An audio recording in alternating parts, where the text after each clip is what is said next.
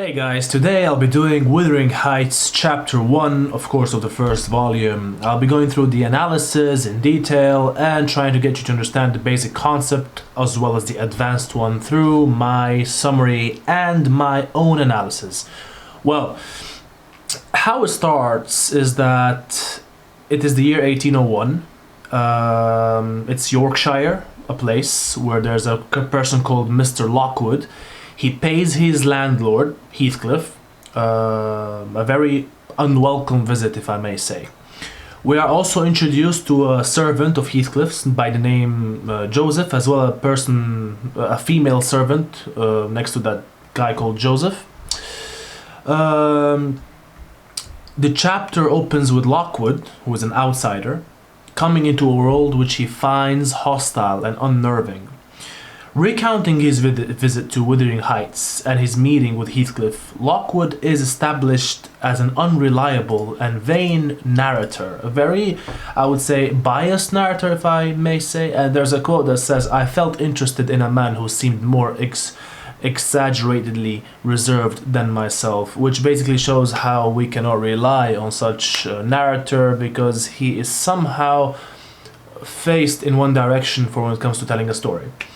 So, as some critics must most probably note, Bronte, the author of Wuthering Heights, is called Emily Bronte.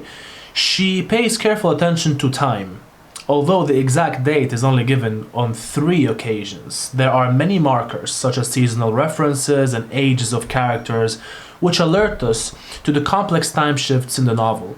The importance of chronological exactitude is established when the first chapter begins with the date 1801. Now, this date, which is suggestive of a diary entry, grounds the fiction in a specific historical moment. Now, it sets up our expectations for the novel as a story set in reality, expectations which are then radically challenged as the narrative progresses, and the story is passed from one narrator to another, and that is from Lockwood to another narrator called Nellie Dean, which you will find later throughout our reading of and analyzing of Wuthering Heights. Now, the issue with Wuthering Heights for a lot of people is that in certain instances it goes retrospectively. So the first 3 chapters are told, and then we go back, we go like in the future, and we talk about the past, and that is the issue with Wuthering Heights, and many readers do not like these kind of books, but here we are. So there is an important linkage of time in the novel to its social context. This is very important for when you analyze social context or social setting. Now, the point about dating this novel as ending in 1801 instead of it being contemporary with Bronte's own lives is to fix its happening at a time when the old rough farming culture based on a naturally patriarchal family life was to be challenged, tamed, and routed by social and cultural changes.